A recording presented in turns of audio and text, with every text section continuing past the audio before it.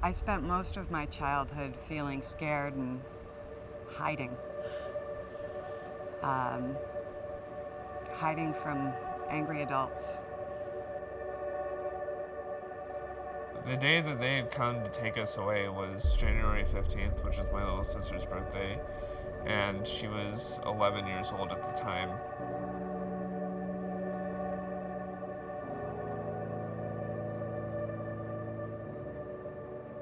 Looking back at it, it's so clear, but I was just in so much disbelief that I didn't want to think of my mom relapsing. Calling CPS is still the best decision, regardless of how hard things were. It was an experience that I'll never forget, and it's something that my sister still to this day in some ways blames me.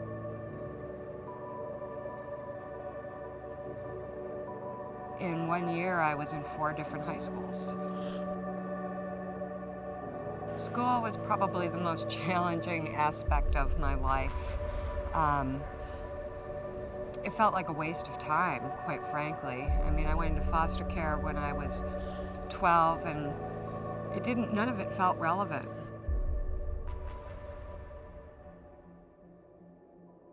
I went from failing the majority of my classes to having a 3.3 GPA my junior year and a 3.2 my senior year. My aunt, I've never looked up to someone so much in my life, and I've never been able to trust an adult as much as I trust her.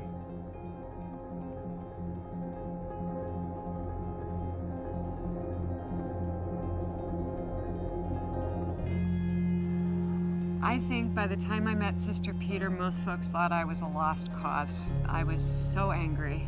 I don't think anybody else could have given me the kind of unconditional support and love that she did.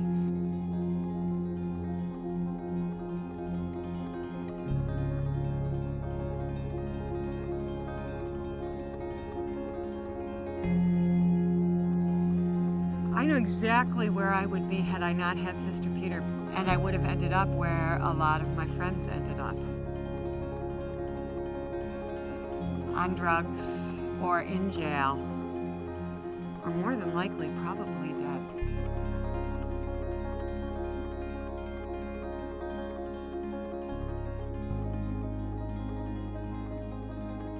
Our founder, Jim Theophilus, said that the people who know best about what needs to change are the people who've experienced it, and that speaks to my soul. My whole career has really been about paying it forward and being able to use my experience to improve the system for the young people who come behind me.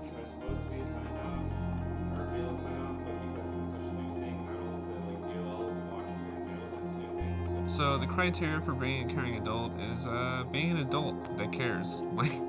And anyone can do it. It doesn't matter where you come from, race, gender, age.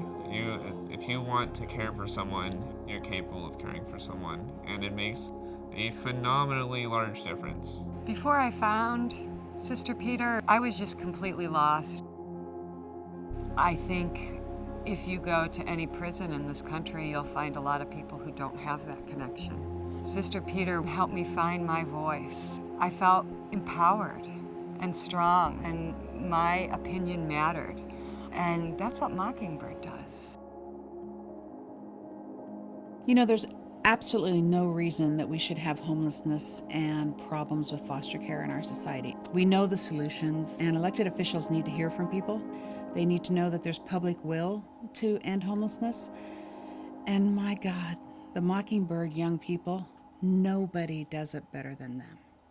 Nobody. People sometimes ask me, well, really, what kind of difference can you make?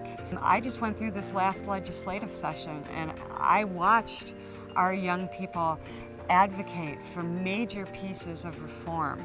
We now have additional street youth services in this state. We have extra hope beds where young people like I was have a safe place to sleep at night. The proof is in the work. They're already making a difference in changing laws and changing policies and changing the world. I've never felt more powerful than I have in a group of my peers when we walk up the steps of the Capitol and we know that we're being heard and we know that people are listening.